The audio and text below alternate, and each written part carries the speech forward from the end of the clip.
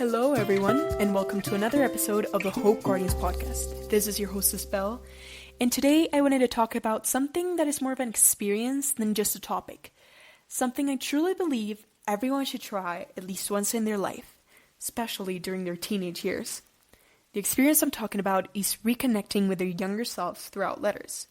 According to the BBC Bite Size, in their article Dear Younger Me, How Letter Writing Can Help Your Mental Health, writing letters to your younger self can help you clear your head, understand why certain things played out the way they did, and make you realize things that you didn't quite grasp at the time, putting everything into context. In the article, it is also stated that our younger minds don't have the ability or the words to fully express and process the situations, but as we grow older, our communication skills develop further, and we can express our feelings much more deeply and explore them in ways our younger selves couldn't. Dr. Law, a psychologist in the BBC Project Study Support, stated that writing these letters can also help in the healing process, as we can present ourselves with different perspectives that we couldn't quite consider at the time. He stated, you sort of become the adult to your child self who just wasn't able to do that. Finally, the article talks about how writing a letter to your younger self can create a sense of a habit and self-forgiveness. It's like telling your younger self you've grown. You've been through pain, but you've learned. And I think that's the most powerful message this leaves us with. I think writing a letter to our younger selves is not only absolutely heartwarming, but it makes us realize how much we've grown as people and how long our journey still is. It may help us forgive, remember, and even maybe let go of a tear or two. And for those of us who have struggled with our mental health, writing that letter might just give us the push we need, or aid us in the processing, understanding, and forgiving periods of our lives. In today's episode, I recollected 3 letters from 3 teenagers who have or are struggling with mental health, and I will be reading them here. Just a disclaimer before we start, all the letters are anonymous and are personal experience of the people who wrote them. Please do not use them as professional advice, for every single one of us is different. Also, we're going to touch on themes like depression, anxiety, and eating disorders. So if any of that is something you don't want to hear about right now, I completely understand, and I hope we can see each other some other time. Well, with that all said, I'd like to start with the first letter from a 15-year-old girl who previously suffered from depression, and she wrote this to her 11-year-old self. Without further ado, let's start reading. Dear Younger Me, you're here. You're here and you're doing just fine. You're here and so is your dog and your mom and your crazy love for books. I have to confess, I think about you constantly. And now I feel guilty when I think I used to put shame on you for the things that happened throughout the way. But the thing is, it all kind of makes sense later. All the cold nights and the silent evenings made sense. Because you've grown to be so big and so independent, but also so understanding and open, it almost feels like those cold nights and silent evenings shaped you to be who you are now. And I know right now you might feel alone, but the thing is you're not. And yes, maybe they repeat this to you everywhere, and because you're so unimaginably drained right now, you don't believe them. But in every corner and edge of your glass square where you just want to stay forever, is a person so willing to hear your voice speak about your emotions, it is almost moving. And look, I'm not here to tell you what to do or what not to do, but what I am here for is to tell you that you can do it, that they will help you, that you're just as strong and as valuable as everyone else just because you're you. So don't ever downplay yourself or stay silent in any way. I love you. See you then. And she signed it with her name. That was a beautiful letter. She said so many valuable things, and honestly, I wish my younger self could have heard that too. It was sure a roller coaster, and I'm sure her younger self would be so grateful to hear how much she grew as a person. Now, for the next letter, this is written by a 17-year-old girl addressing her 14-year-old self. She is currently in her recovery process from an eating disorder that took a strong toll on her life, and truly, it's just inspiring. Have a look.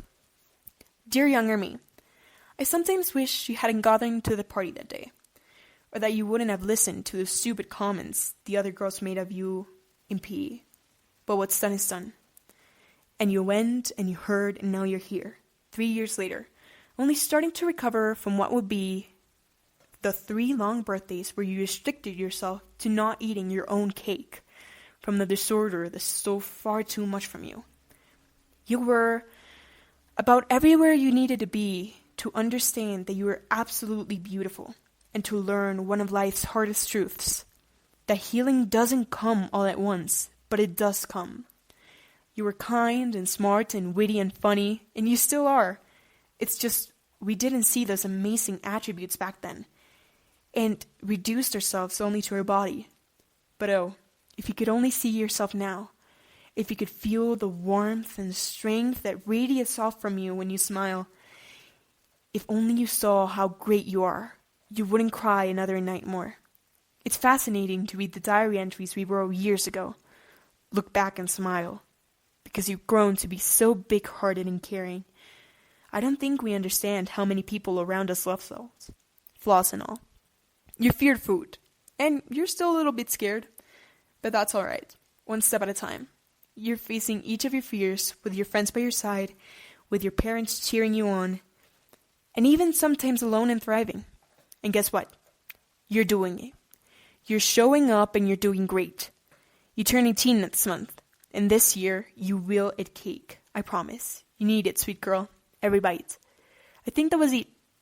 Please stay strong. Signed, and her name.